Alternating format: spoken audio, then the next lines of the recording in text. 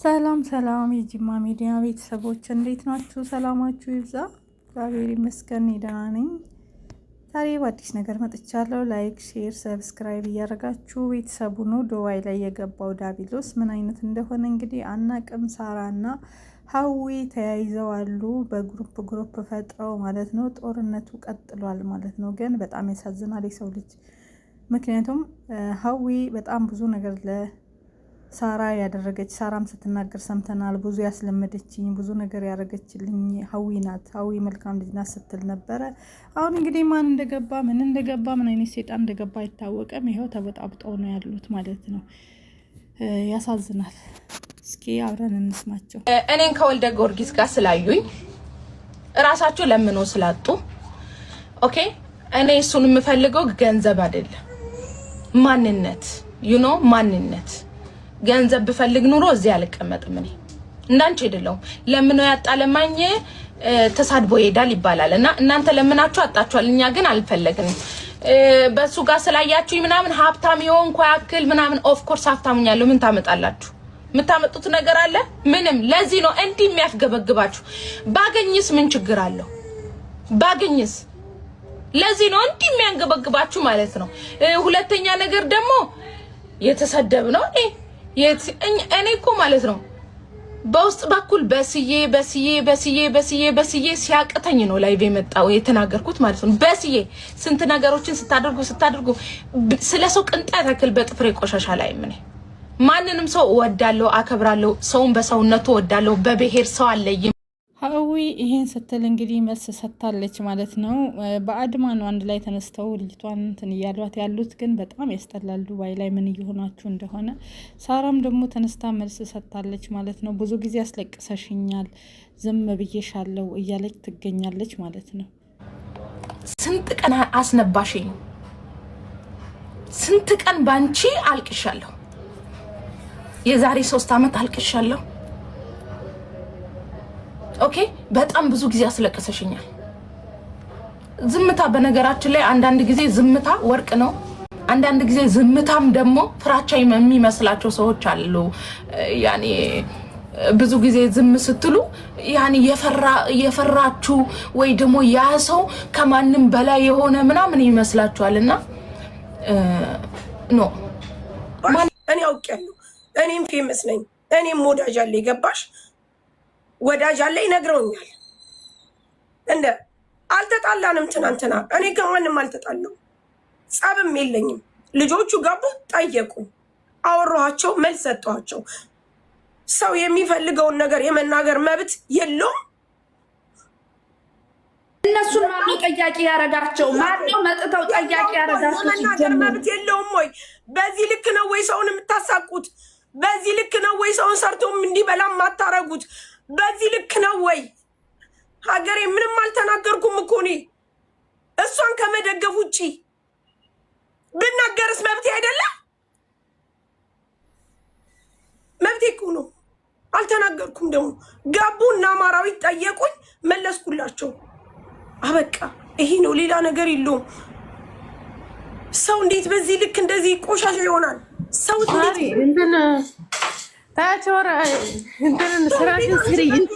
ነገር አጠንጥሎ ሳሪ በማርያም ስራ ስሪ። በቃ ዝም ብለሽ እንግዲህ ነገር የሚያመላልሱ ሰዎች አሉ ማለት ነው። ከሳራ ወደዚህ ከሀዊ ከሳራ እያመጡ ነገር እያመላለሱ፣ ሳራም እያለቀሰች ነው። ምንም አልተናገርኩም እያለች ነው።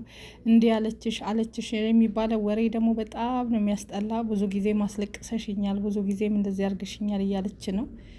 ብቻ በጣም ይደብራል ማለት ነው። እና እግዚአብሔር ይገስጸው። እውነት በዱባይ ላይ የገባው ዳቢሎስ መድኃኒዓለም ይገስጸው እያላችሁ ጸሎት አድርጉ። በቃ እንዳለ ኦንላይን ሰራተኞች እርስ በርስ ተቦጫጭቀውን እያለቁ ነው ማለት ነው። ምን አይነት ጉድ ነው? በሰው ሀገር አሰራሽብኝ፣ አሰራችብኝ፣ እንደዚህ ያረገችብኝ፣ እንዲያረገችብኝ እየተባባሉ በቅናት ብቻ ያሳዝናል በጣም። ልቡና ይስጣችሁ ለሁላችሁም። የሚያስጠሉ መልሶች ናቸው ያሉት። የልባችሁን አውርታችሁ ከጨረሳችሁ በኋላ ዝምታ ወርቅ ነው። ደህና ናችሁ? መርዛችሁን ረጭታችሁ ከጨረሳችሁ በኋላ የምታወሩት የላችሁማ። አውርታችሁ ስለጨረሳችሁ ነው። አይ ልንገራችሁ ነው። እሳት ናት ያቺ ዳጣ የሚሉት ጋይስ ከንግግሯ ታውቃላችሁ ሳተ መለኮት እንደሆነ ስታወራ ይሄ ነገር የጠማ ሴት ነው የምትመስለኝ። ምን በቁም ያገባት ነው አሁን የምትቀጥለው እና እቺ ሀዊ የምትባለው እግዚአብሔር የረድቷት የራሷን እሷ ናት ቢዝነሱን የጀመረችው። ከዛም በኋላ ምን ሆነች? በልጅም ተባረከች። ቆንጆዬ ባል ነው ያላት። እውነቷን ነው። ሚዲያ ላይ ሴቶቹ እሪ ቢሉ ስለምታውቃቸው ነው። ልጁም ወጣት ነው ሲያምር፣ እሷም ደስ የምትል እዩኝ የማትል መጻደቅ የማትል የእናት ወግ ያላት ስነ ስርዓት ያላት ታስታውቃለች። ጋይስ ማርያምን ስታው ጓደኛ ናት። አሁን ሰሞኑን ደግሞ ፀጉር ቤት ከፍታለች።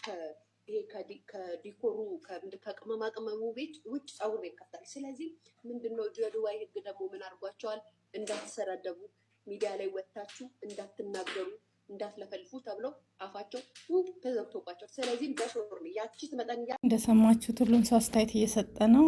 አዎ ሀዊ ምስኪን ናት፣ ሳራ ምስኪን ናት። እኔ እንደማየው ከሆነ የሆነ ሰው አለ የሚያጣላችሁ፣ በሁለቱ መካከል እየገባ መርዙን የሚረጭ ሰው አለ። እነዚህን ልጆች የሚያብላላ ማለት ነው። እየወሰደ ሀዊ እንዲያለች ሳራ እንዲያለች እያለ የሚያደርስ ሰው አለ። ለዛም ነው አሁን ተቀጣጥለዋል። እንደገና ፀጉር ቤት ከፍታለች። በዛም ይቀናናሉ እርስ በርስ። በጣም ነው ግን የሚያስጠላው። ኧረ ፈጣሪ ቅር ይበላችሁ፣ ልቦና ይስጣችሁ። ሰው የሰውን እንጀራ እኮ አይበላም። ሁሉም የራሱ የተጻፈለት ነው። ሀዊ የኔ እናት ደግሞ ዘማሪ ናት። በኦርቶዶክስ እምነት ዘማሪ ነበረች ከዚህ በፊት። የኔ እናት ጸሎት አድርጊ፣ ስገጂ። የእነዚህ መንፈስ በስግደትና በጸሎት ከሆነ አይቻልም፣ ከባዶች ናቸው። ስገጂ፣ ጸሎትሽን አድርጊ። ኪዳነ ምሕረትን ጋይስ ቀላል ጨረራሞች ናቸው። ጨረራም ታውቃላችሁ። ይሄ ጨረራምነታችሁ ደግሞ ያስታውቅባቸዋል። የሰውን እድገት የሚፈልግ ሰው እንደዚህ አይደለም። እኔ ስለ አረብ ሀገር ልጆች እድገት የምፈልግ ሴት ብሆን፣ እኔ ስለ አረብ ሀገር ልጆች መለወጥ የምፈልግ ሰው ብሆን እረዳሻለሁ እያልኩኝ እሷን መጫወቻና መጠቀሚያ አላረጋትም። ስለማታውቅ እኮ ነው መታ የምትጠቀሚባት። ሞኝ ስለሆነች። ብልጥ ብትሆንማ ከኢትዮጵያ ሰው ይመጣል፣ በቃ ይዞልኝ ይምጣ ትላለች። ሞኝ ስለሆነች ነው፣ ጅል ስለሆነች ነው። ከዛም እናንተ ግን ስማርት ናችሁ። ከዛም ረዳናቸው፣ ረድታችኋቸው አታውቁ። ይሄው እያየን አይደል እንዴ? ስንት ቀን ሽንት ቤት አጥባና ስንት ነገር ደክማ ለፍታ የሰጠቻትን ገንዘብ እየተመጻደቀችባት አይደል እንዴ? ይሄው ሰጠዋት እንደዚህ በገዛ ገንዘቧ። ጋይስ ገንዘቧ ራሷ ፈታ የራሷን ብር ቆጥራ 1 2 3 4 5 6 ወረቀት አሰሪ። ድንበሬን የነካሽ ለታ ግን አሳብድሻለሁ። ኦኬ አሳብድሻለሁ። መርዝ ናችሁ እኮ በነገራችን ላይ ወንድሜ ወንድሜ መከታዬ እያሉ ወንድማችሁን እየሸጠው እንኳን እኔ ብሸጠ ይገርማል። እንግዲህ ፈጣሪ ልቦና ይስጣቸው፣ መድኃኒዓለም ሰላሙን ያውርድ እያላችሁ ጸሎት አድርጉ። እንዲታረቁ ብትችሉ አስታርቁ ማለት ነው። ግሩፕ አትፍጠሩ፣ ለዝችም ለዛችም አትበሉ። ሁለቱም እህቶቻችን ናቸው፣ ሁለቱም ሰራተኞች ናቸው፣ ሁለቱም ኢትዮጵያዊ ናቸው። ስለዚህ ሁለቱንም ከቻላችሁ አስታርቁ።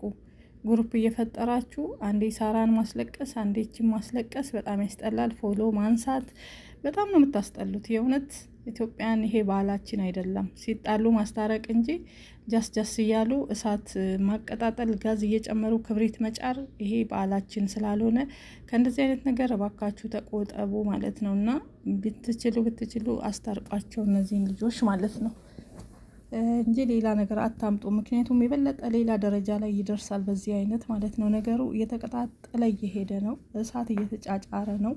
ግሩፕ እየተፈጠረ ነው። ፎሎ እየተነሳ ነው።